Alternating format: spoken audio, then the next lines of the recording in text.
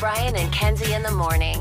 And Chicago's alternative all day. Q101. Brian and Kenzie on Q101. Coming up about 10 minutes, Clash with Kenzie, and we'll have guaranteed entry passes for our Q101 free pop-up with Bad Flower. See, the guaranteed entry makes it so you're coming in from a long distance, you're stressed out about getting in the Cubby Bear, only holds 500 people, and there'll be a long line, of course.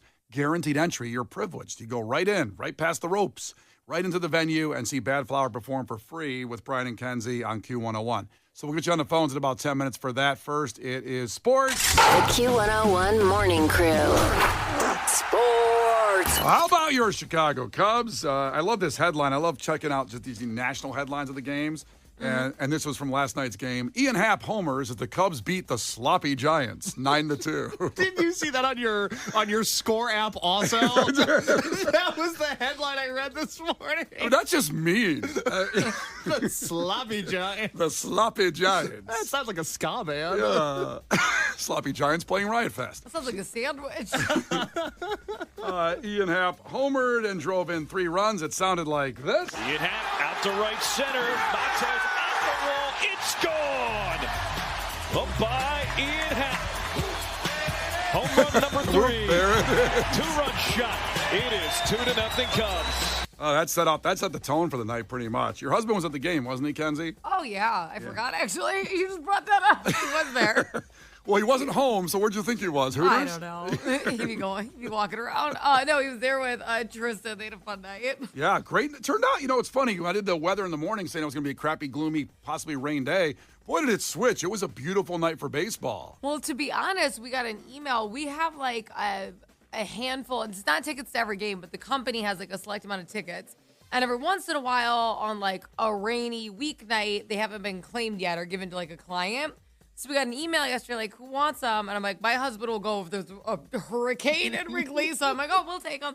And I feel like nobody else jumped on them because they're like, oh, it's going to be crappy. It ended up being an awesome game, good weather, so they lucked out. Yeah, it's beautiful. And tonight, again, will be a nice night for baseball. By the way, Dansby Swanson had 3 hits and scored twice. He's batting .462, 12 for 26 during the 7-game hitting streak going on. Good Lord. Cubs are good. Cubs are pretty good. And it's not April anymore, so we can go, okay, just April baseball. No, it's May now. Hey, we're a week into May, now. but, hey, looking pretty good. And by the way, Justin Verlander on the hill tonight for that game, which should be interesting. He's 0-2 on the season with a 4.3 ERA, so he's not, doing awesome, Justin Verlander, that version we have of Justin Verlander. But still, I'd like to see Justin Verlander pitch. He's my Oh, my childhood God. hero. Say Verlander one more time. I would explode. Justin Verlander. Oh, my God. White Sox lost 3-0 to the Royals. Since Case is our White Sox fan, he monitors that game. I said, what should I say in this game? And Stag goes, nothing. Just move on. Just say the White Sox lost, and that's it. It's just frustrating. We had opportunities to score last night, and just made nothing happen. The Royals are a beatable team, and God, watching the White Sox every night, very hard on your mental health. Nobody's talking about it. Have they worn those jerseys on the field yet? Yes. They wore them Friday when they won against the Astros. And then they wore them Saturday when they lost. Okay. Or no, they won Saturday, right? No, they lost Sunday? They won Friday. Oh, they that's lost right. Saturday, Sunday yes. was the rain delay 7-inning game. The White Sox, for the second time this year, won a 7-inning baseball game, like a men's softball team. So embarrassing. They would Relax, a win's a win. They would do so good with 7-inning baseball, which was being preached by fans, well, at least small minority of fans wanting to do things to make baseball more exciting and make it shorter to 7-inning games was something about 10 years ago that had some momentum. And instead, the pitch clock came up, which actually is amazing and worked out great. Pitch clock has been great. The White Sox, you're so right, because the problem is, for all the problems they have, bad starting pitching, bad batting order, can't run the bases right. The bullpen is the worst part of this team. If they were playing 7-inning games, they would win way more games. The problem is, baseball historically 150 years has been 9 innings. Yes, very big fact on the day that they're not changing that. I know. That's the tough part. Yeah. The 7th inning leave instead of stretch. How about it? So can we stop now? Is it okay? Can we stop now? Just stretch your legs, go and find your car. The game's over. What if they ran off, at the end of the inning and they just went? They didn't come back on the field. They just run off and they go to the dugout, they leave, they get in their cars and go. What are they going to do? What are they going to do? Say, well, it's a forfeit. Well, no, we win because we're up. You can make that argument. Yeah, you can make that argument. You're not going to win, but You should just start leaving. just leave. When they roll off the end of the inning, right into the seventh, just go. Didn't that kind of happen with them last year? Could they not find a first base coach or a third base coach? Yeah. That's one of the things that gets lost in the worst season ever of a Major League Baseball team historically, that there was a lot of fun facts in it. I mean, somebody got shot inside the cell from a gun stuck in fat rolls, and we never heard the end of that story, how the result of that was. Just cover it up. Yeah, cover-up. Big cover-up going on. So anyway, tonight the Royals again, the White Sox on the road. Finally, the Blackhawks last night. The draft position has been set. They landed the number 3 spot during Monday night's NHL draft. And they had a 13.5% chance of getting number 1. They had about a 30% chance to get 3, and they got it, which is good. So they've had the draft picks of 1, 2, and now 3 in the past 3 years, getting Connor Bedard with the number 1 overall pick, a generational talent. He's so fun to watch. It's just that they lose so much because they're the second worst team in hockey. It would have been cool to get number 1 again, but they didn't. We don't have audio on that. That's too bad. Because they were too stunned about the Islanders getting number 1 pick, who their odds were not that great to get number 1. No. And they that got was a it. miracle they got it. Brian and Kenzie. On Q101. Brian and Kenzie on Q101. Let's go. Let's get into it. 312-591-8300. Call to compete against Kenzie in trivia. Have to call for this one and go for it. You'll get the Q101 pop-up for Bad Flower guaranteed entry passes, which is Thursday, May 29th, so about 3 or 4 weeks away. It's sponsored by our great friends, the Cubby Bear and Boost Mobile. So you go to Q101.com for all of your free first-come, first-served ticket. The event is free, but guaranteed entry makes you the privileged elite, the VIP. It'll be amazing. You can film yourself going in and put it up on social and look really cool. And also see Bad Flower guaranteed. So 312-591-8300. Call now to compete against Kenzie in trivia to win it.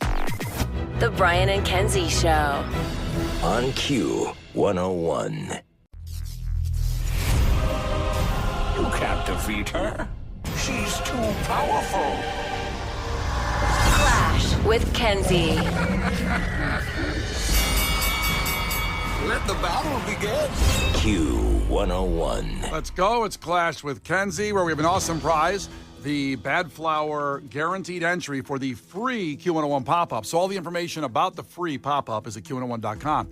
But guaranteed entry gives you that privilege. It's a great prize. I like the giveaways, but I don't like her. It's Clash with Kenzie. You compete in trivia, and it will be Joanna checking in. Joanna, ahoy. Tell us something about yourself. Hi, ahoy, everybody. Good morning. Good morning. I am a CAD drafter, so I take architectural designs and I make them digital, I guess, is the easiest way to describe that. Wow, that's amazing. Yeah, my cousin does that for the auto industry in Detroit, the CAD, computer-aided design stuff. Yeah. Fun. Yeah, I'm nowhere near as I guess advanced as that. I just do like full design. So I didn't say he was advanced. I don't know. I don't know what he's doing. Maybe you guys have met at some Vegas conference with CAD people. I don't know. There are so many Vegas conferences. Yeah. There has to be one. We don't have one. We don't have a Vegas conference. I'm sure there's probably there's a broadcast journalism conference though. So Are we that would count. Would it? Are we broadcast journalists? Yeah. Very convincing. Yes, sir.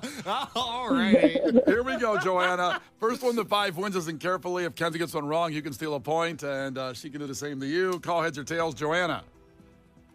Well, tails. It is tails. Joanna, question. I know, right? It's your day. Question number 1. England is the country most associated with the meal of fish and what? Chips.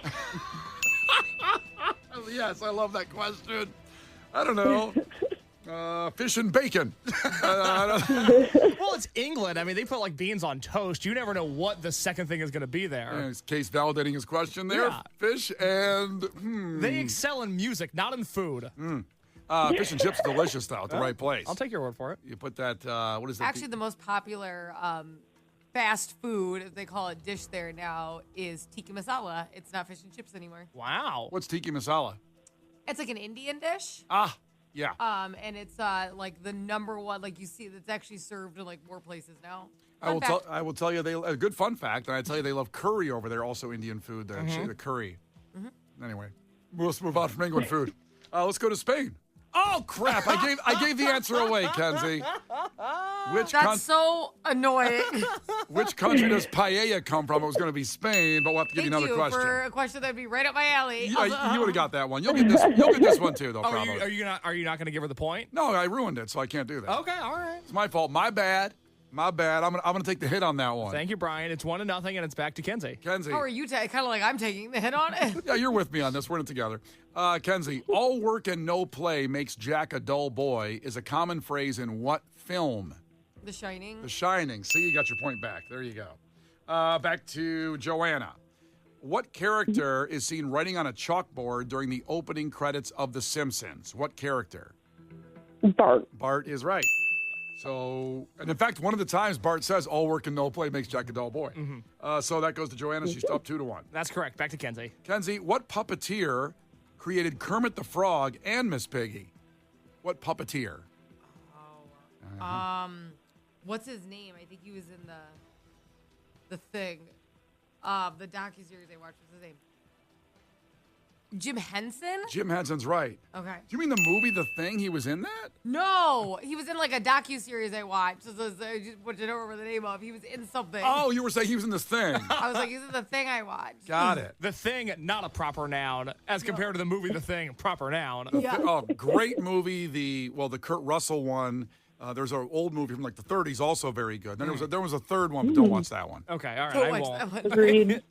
Joanna agrees with you. 2-2, it's back to Joanna. Thank you, Joanna. Love you.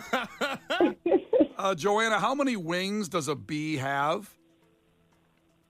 Oh, no. She made the Kenzie. 2 is not right. She made the Kenzie noise. Kenzie, how many wings does a bee have? I think 4. 4 is right. There we go. You have 4 of Front and them. back set, baby. 3-2, it's back to Kenzie. Kenzie, what color of flame is the hottest? Blue. Wow. No hesitation there. Pyromaniac. We all know if Kenzie's house burns down, who did it. Like, Kenzie burns her own house down. I know it was fire knowledge. It wouldn't be me. That's fair. Back to now Kenzie for the win. It's back to Joanna. Joanna. Kenzie's up 4. Joanna's got 2. It's back to Joanna. Math problem, Joanna. Here we go. All right. What is 6 times 6 divided by 3? Oh, 6 times Okay. 6 divided by 3. 12. 12 is right. On the board, but however, now Kenzie can win with this one. Kenzie, this is a tough one, I think. Okay. Kenzie, what do the letters in PEMDAS stand for? Okay. This is math. This is math. It's parentheses. What's the damn E? I can't help you. 3. It's X. What is that? Exponents? Okay, I'll give you time now. Okay. You got that one. Keep going. PEMDAS. Okay. Multiplication. Yeah. D. Division. Okay. Addition. Yeah. Subtraction. Wow. Subtraction. Good Lord. Now, I never heard of that. Is that something being taught in schools now? That's the order you do math problems in. So you start with parentheses and then exponents, and then so when you see one of those long math problems, that's what you have to start. That's the order that you do things in. But when do I put in my calculator on my phone to use it to help out? I don't. Maybe it's PEMDAS cook. Thank you. Well, congratulations, Kenzie won. But you know what, Joanna, we're going to give you the passes anyway to go to Bad Flower to guaranteed entry because you were just a peach. Oh, thank you. Yeah. That's awesome. Hang on, and Case will get your information, and you will get guaranteed entry into Bad Flower, our Q101 free pop-up that's coming up at the Cubby Bear later this month. So there you go. Another chance at them tomorrow at 7:10. In fact, we're going to have more of these coming up at 8:50 as well. So 8:50 in music entertainment news. 8:50, if you love Bad Flower, we'll have those passes for you, guaranteed entry to give away. Coming up after Red Hot Chili Peppers, a big problem in Chicago right now that's causing people to run, get in car accidents, get in long lines, and we'll explain what's going on. You might be one of these people. The Brian and Kenzie Show. Q101. The Brian and Kenzie Show. Q101. Coming up in about 10 minutes, we'll talk about a neighbor who's suing his neighbor because of what they did near his yard. And we'll tell you what that is. And by the way, if you have any neighbor stories or conflicts going on, you can share those at 312-591-8300. Before we get to 8 o'clock, where we'll have Fest and your chance to get to the Minnesota Yacht Club Music Festival and Riot Fest. Now, something else that scared a lot of people by tomorrow is this Real ID thing. Kenzie's one of those people that has been preaching about this for months. Get that damn Real ID. Get it done. She's been bugging me in case. Get the Real ID.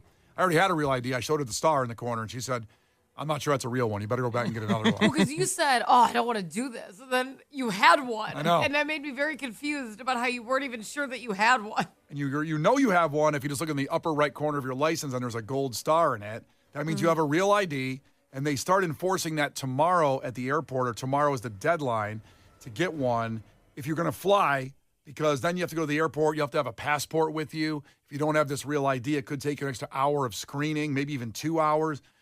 But the Secretary of State of Illinois has come out and said, hey, we use the word deadline, but it's really not a deadline because the lines have gotten long. There's even been car accidents, people trying in parking lots getting there. It's going like blocks and blocks and blocks. It's causing issues. Because I think people felt that if you didn't get it by Wednesday, you could not get one ever. That's not the case. The Real ID, you will still get one in a week if you want, or even a month or a year. If you don't fly that much, it's not a concern to you. But the airports, O'Hare and Midway, the TSA will start looking for your Real ID, Wednesday, May 7th. This is it. That's the deadline. They confuse people with that deadline. But then again, it also sometimes takes a little effort to get people off their butt to go get an ID when you don't need one because you already have an ID that says it expires in like 6 years or whatever. So if you don't get one by Wednesday, you're done. You can never fly again. I get why, because Brian, you were like, this was kind of a mistake. They made it sound like too much of a deadline. But I disagree, because what's going to happen is if they don't make it sound super, super important, they've been giving a deadline for years. This wasn't a few week warning. It was a several year warning. They've extended the deadline. I think it's good they let the deadline hit because people are not going to get these. And guess what? If they didn't make it sound serious, people go to the airport and then they're like, well, they didn't make it sound like a big deal. They're going to blame everybody else, even though they've had several years to get one. That would have been me. Exactly. I would have been like, no one told me. Case, why didn't you tell me? I did. This is like when you didn't sign up for the Lala press pass and you were still mad at them for not just giving you one. This is different than that one.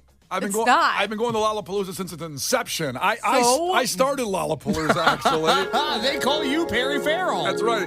I should have been given a grace period for not replying to an email to have my You just media never passes. applied, though. There wasn't a grace period. You didn't turn it in a week late, and they said, no, you just never did it, and you wanted them to see you and go, oh, the Messiah's allowed to be here anyways. That's exactly correct. I'm glad you understand me. So I can't even imagine the Real ID scenario. I've had an ID since the beginning. I should be allowed to be here. I would have been one of those people at the counter at Spirit Airlines causing a fight with 30 people because my seat got bumped. It's one Brian versus 100 Spirit Airlines employees.